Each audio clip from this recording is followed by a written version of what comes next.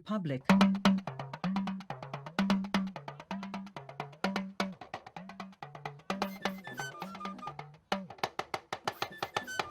We don't dey here. We be dey hear plenty talku about say you get some issue. Yes, for this life, is either you fly by aircraft or witchcraft. Talking Drum Republic.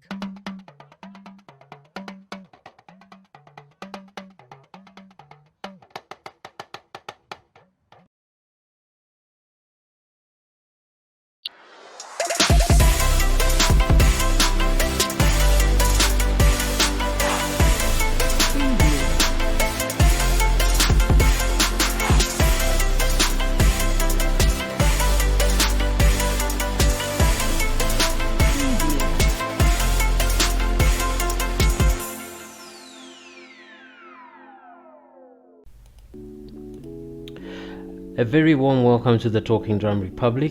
On this platform, we're going to talk African politics, history, entertainment, anything concerning or relating to Africa.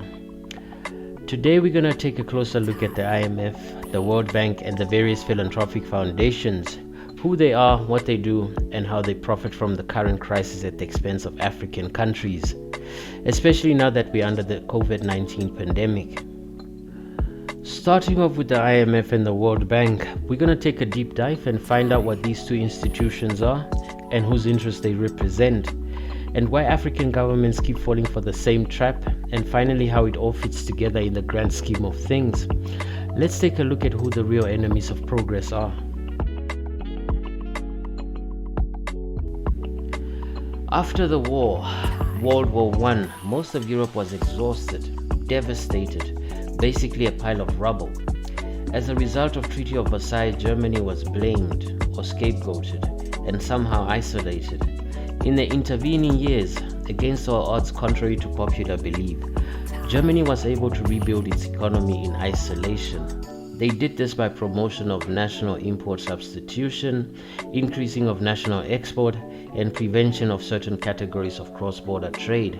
And above all, and most importantly, they printed their own currency with no central banks.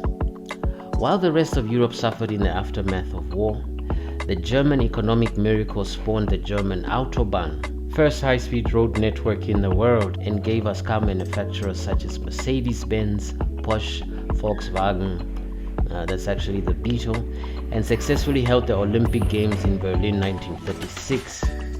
Germany prospered, a runaway success, and was increasingly becoming the envy and a thorn in the flesh of Allied powers.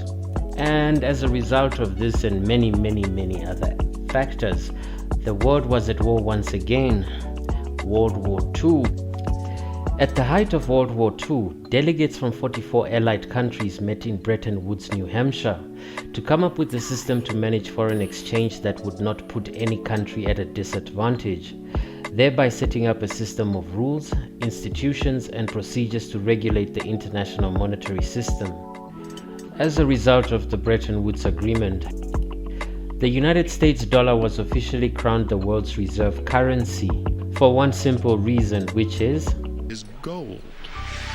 More gold than at Fort Knox. More gold than in any other place in the world. About $70 billion worth.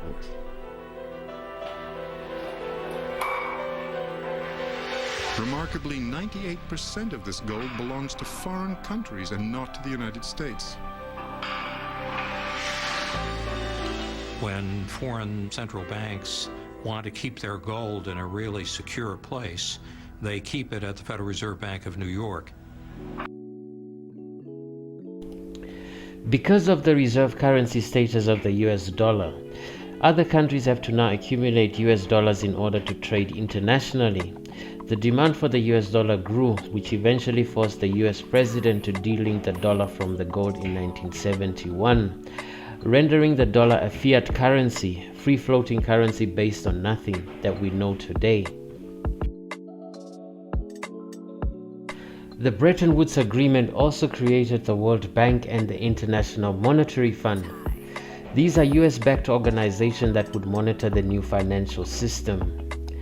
IMF was conceived as a watchdog of the monetary and exchange rate policies vital to the global markets, What this means is that they ensured of fixed currency convertibility. Most importantly, international trade was now done in one common currency, the US dollar.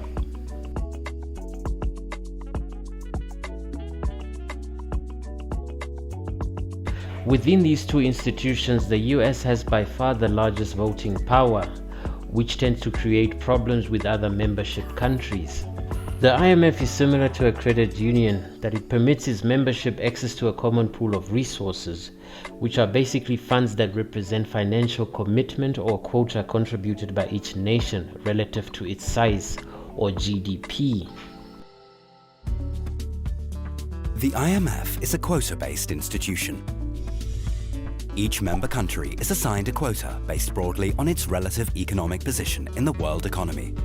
Quotas constitute the primary source of the IMF's financial base and play several key roles in its relationship with its members. They determine a country's voting power and its maximum financial commitment to the IMF. Quotas are also relevant for access to IMF resources and allocations of special drawing rights, SDRs. Quotas are denominated in SDRs, and their size is determined by the IMF's Board of Governors. When a country joins the IMF, it is assigned an initial quota in the same range as the quotas of existing members of broadly comparable economic size and characteristics.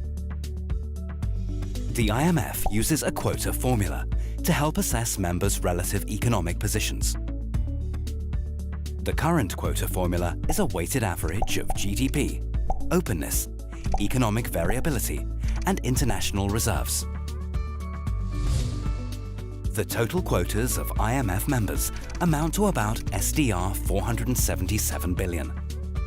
The United States is the largest member with a quota of SDR 83 billion, and Tuvalu is the smallest member with a quota of SDR 2.5 million. A member's quota subscription determines the maximum amount of financial resources it must provide to the IMF. Upon joining the fund, a member must pay its subscription in full. Quota subscriptions are the basic source of financing for the IMF's regular lending. Quotas largely determine a member's voting power in the IMF, and thereby its decision-making and representation on the executive board. A member's total votes are equal to its basic votes plus one additional vote for each SDR 100,000 in quotas. All members are assigned an equal number of basic votes to help strengthen the relative voting power of members with small quotas. The financial assistance a member may obtain from the IMF is also generally based on its quota. For example, under standby arrangements, a member can borrow up to 145% of its quota annually and 435% cumulatively under normal access. These limits may be exceeded in exceptional circumstances.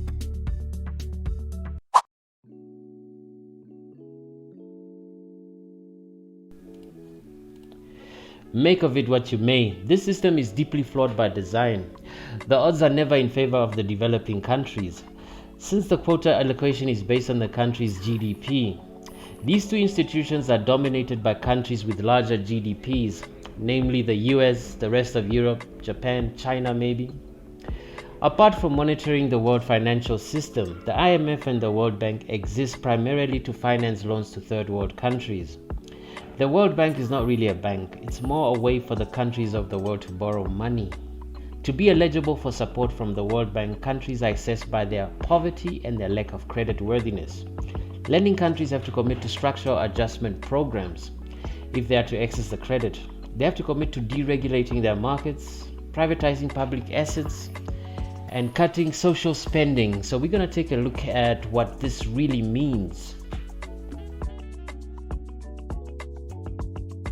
Structural adjustment programs or structural adjustment policies. These are basically the policies that the government needs to implement in order to get loan from the IMF. You must remember that the IMF is actually dictated to by the richer countries, the US and the rest of Europe. 9 out of 10 times these conditions are very harsh for the lending country, or may require African governments to devalue the currency so that export would be cheaper. This is normally the reason why most African countries don't have a manufacturing base, exporting cheaper raw materials and buying back expensive finished goods. I hope by now that everybody is aware of who John Perkins is, a whistleblower and author of the bestseller Economic Hitman. Let him tell you how it works behind the curtain. In case you're not familiar with John Perkins, he worked as a chief economist at a major international consulting firm. He's advised the World Bank, the United Nations, the IMF, the US Treasury Department, and Fortune 500 companies, and leaders of countries in Africa, Asia, Latin America, and the Middle East. I'm sure he's advised any number of different Mexicos.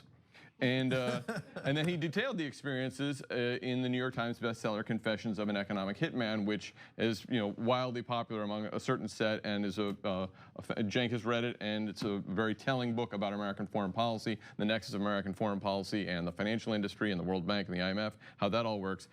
John, are you there? Do we have you? I'm here, thanks. Wonderful, wonderful. Thank you so much for joining us today. I really appreciate it. And I guess we'll start. I know you've explained this like 8 million times, but could you explain to our audience who are unfamiliar with your work why you describe yourself as an economic hitman? Well, my actual title was I was chief economist at a major Boston consulting firm. I had up to 50 analysts working for me.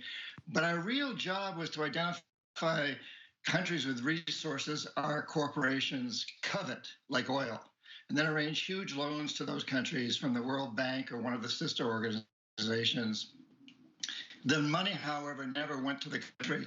It went to our own corporations to build big infrastructure projects in that country or those countries.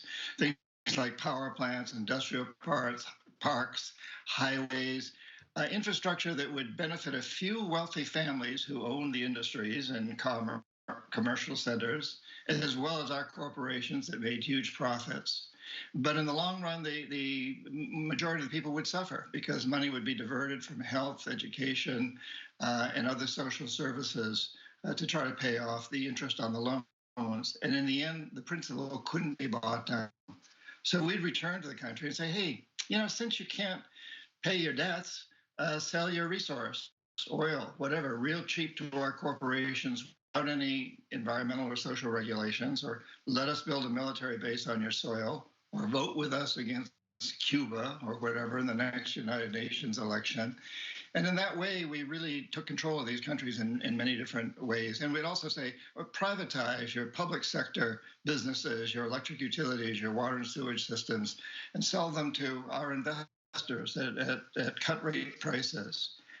And in a few cases where presidents of countries didn't buy into these deals, the people we called jackals would go in and overthrow the governments or assassinate them. And, the United States has admitted time and again to taking out presidents like Mossadegh of Iran, Arbenz of Guatemala, Allende of Chile, and many, many others. So it really was a hit, and it was done under the guise of economic development. Right, so we would come in and say, give you all this money for these projects, international, or these economic projects, development, and so on and so forth. They couldn't pay back the loans, and then we would say, okay, well, you can do our bidding in other ways, and then if they rebuff those offers, those requests, then we would do Godfather style. We would make them an offer they couldn't refuse. Right? They got the horse head in the bed, and if that didn't do it, then their head was on the block. Right? Exactly, yes. And so, my job was actually relatively easy. If those few wealthy people are doing really well, as they were in the countries where I worked, then the GDP goes up, even if the poor people are getting poorer and poorer. And so the statistics that we use are extremely biased, extremely skewed. It took me quite a while to understand that. And honestly, once I began to understand it, I didn't want to understand it. I was making a great salary. I was flying first class around the world, staying in the best hotels, eating in the best restaurants. It was a very seductive job. And so it really stretches your conscience. And I think an awful lot of people are in this position today in many different jobs.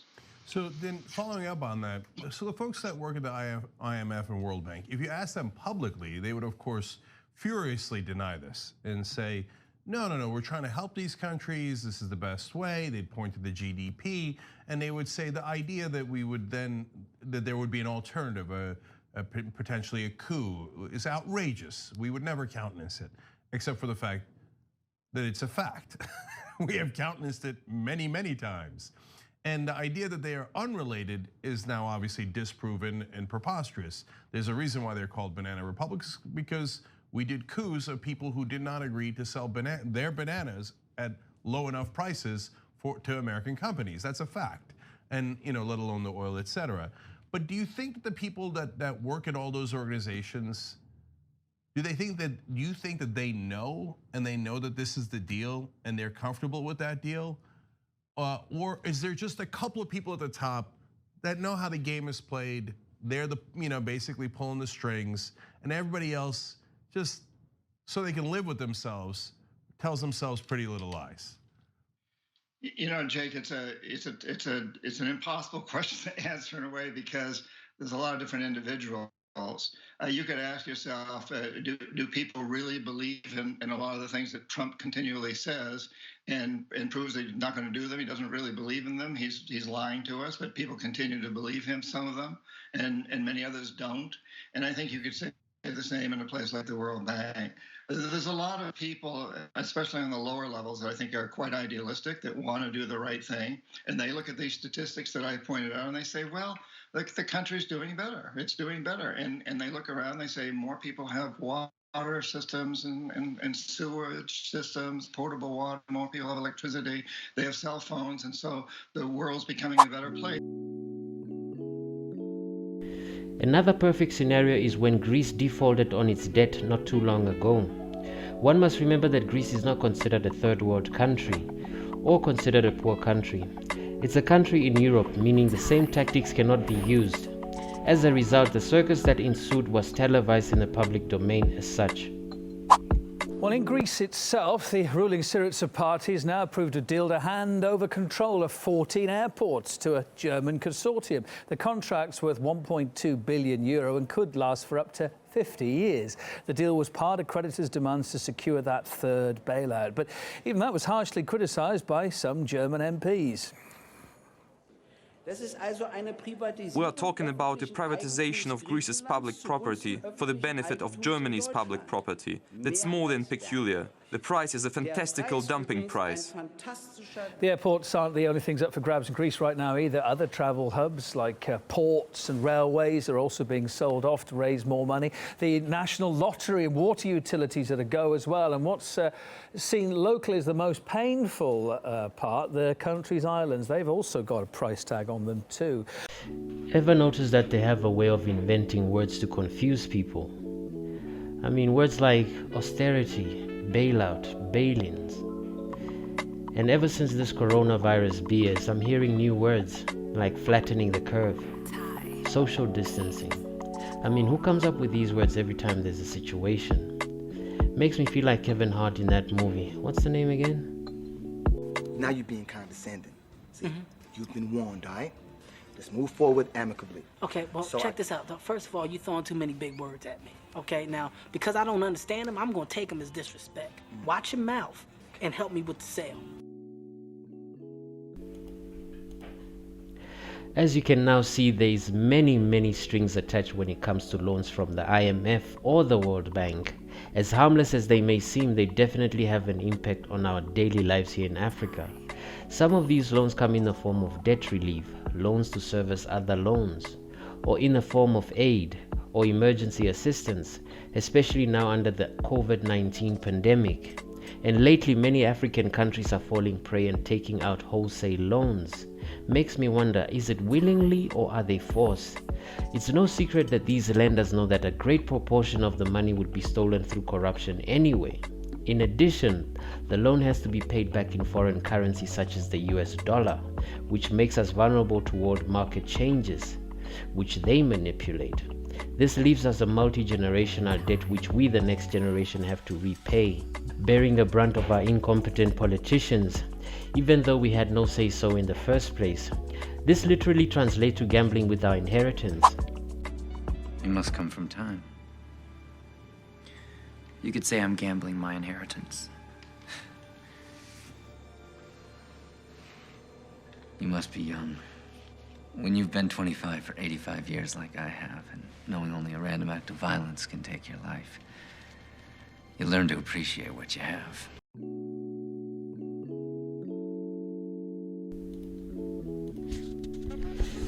Yeah, let's learn to appreciate what we have. And just like with any other loan, these institutions have what we can term as debt collectors in inverted commas. That's if your government doesn't get overthrown, sanctioned, or your public utilities repossessed. They have different methods of implementing this. Because of the regularity of default by countries on their sovereign debt has led to the establishment of a number of evolving institutions or agencies. Paris Club deals with debt between national governments, while London Club deals with debt borrowed from commercial banks.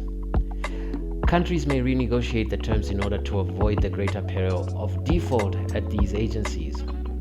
Another program worth noting is the HIPC, the Heavily Indebted Poor Countries, which are a group of 39 developing countries with high levels of poverty and debt overhang, which makes them eligible for special assistance from the International Monetary Fund and the World Bank.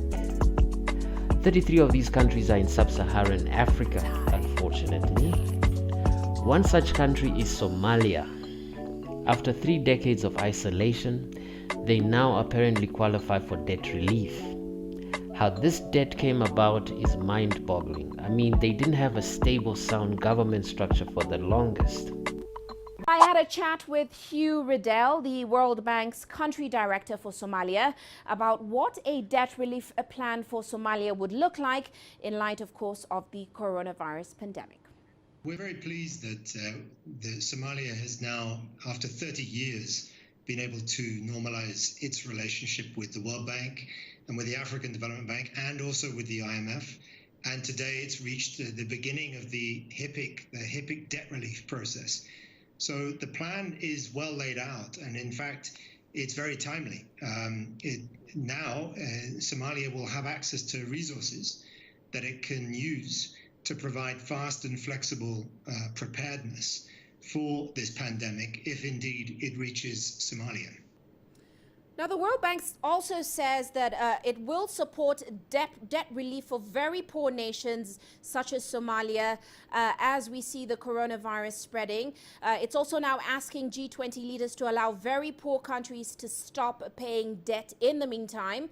Are we likely to see this happen from the G20 leaders? And for countries such as Somalia, how long will it take before we see this debt relief kick in? Well, again, I think it's very timely because, in fact, Somalia has already initiated a conversation with its creditors that's starting already now about debt relief and restructuring. So at the end of this month, Somalia will meet with the Paris Club of creditors and discuss how their debt to Somalia will be restructured or relieved. And that will take place under the HIPC framework that was agreed today at the decision point. So, in fact, Somalia has already started this discussion. And again, this is just extremely timely, given the crisis that could potentially affect the region. Now, looking forward, what facilities is Somalia eligible for? What are the targets that the World Bank expects Somalia to meet as part of such future programs with the World Bank? So as part of the future program, Somalia will have to meet so-called completion point triggers. So before the country gets full debt relief, the country has to deliver a set of reforms. And those have been agreed now by the World Bank and by the IMF. And in fact, Somalia is already making good progress on its reform agenda and has been doing so for a couple of years now. But the really exciting news for Somalia is that they're going to have access to IDA. This is the International Development Association resources. This is the fund for the poorest that the World Bank offers. And they will also have access to the African Development Bank. And all of this. So what this means in plain English, or what it translates to, is that Somalia is going to have to devalue their currency. They're going to have to be cutting public sector employment and social services and subsidies, meaning government has to cut spending on education and healthcare. I mean, imagine having your debt written off and immediately thereafter, you take out another loan from the same institution. And this is exactly what's happening to Somalia. They are getting another loan from the IMF and the World Bank. Loans to service other loans. So you are still trapped. And and that is a multi-generational debt trap. Enough said. Another method of debt collection is through vulture funds. Vulture capitalist is a method of sovereign debt collection whereby an investor profits by buying debt at a discounted price on a secondary market and then using numerous methods to gain a larger amount than the purchasing price. Debtors include companies, countries, and individuals. Mr. Paul Elliott Singer has been described as a pioneer in the business of buying up sovereign bonds on the cheap and then going after the countries for unpaid debt. Here are some of Mr. Paul Singer's skullduggery. Having bought defaulted Peruvian debt for 11 million, Mr. Singer went on to win $58 million judgment, and this is how he executed it. When former president of Peru, Mr. Alberto Fujimori, was attempting to flee the country due to human rights abuses and corruption, Singer confiscated his jet and offered him to leave the country in exchange for $58 million payment from the treasury, which Mr. Fujimori accepted. Here is what investigative journalist Mr. Greg Pallas thinks of Mr. Paul Singer. Okay, for the BBC and Guardian, I've been hunting this guy, Paul Singer, known as the Vulture, all over the planet. Up the Congo River, Peru, Argentina, and Detroit. Okay, this guy is called the Vulture for a good reason. I didn't give him the nickname. He's called that by everyone in the banking community.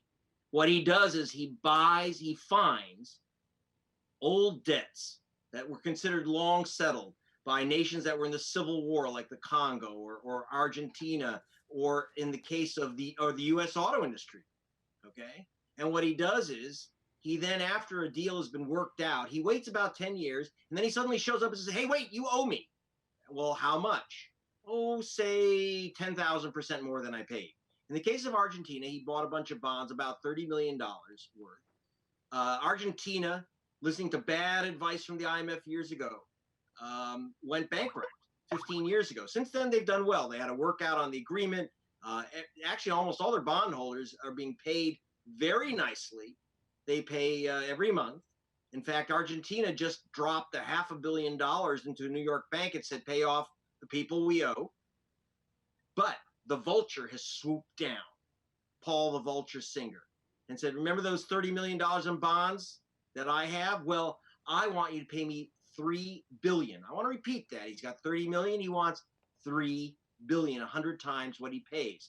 Now, normally this would be laughed out of any court. In fact, in Britain, after I ran a report on him, he was barred. Paul Singer, the Vulture, was barred by British courts from using the courts anywhere in the Commonwealth around the planet. But he bounced back into U.S. courts, where he's generally laughed out of these courts. But we found this 84-year-old judge named Grisey, appointed by Richard Nixon, an old Republican political hack who's, you cannot remove senile judges from the bench, by the way, under the U.S. Constitution. They're there for life, and it seems beyond.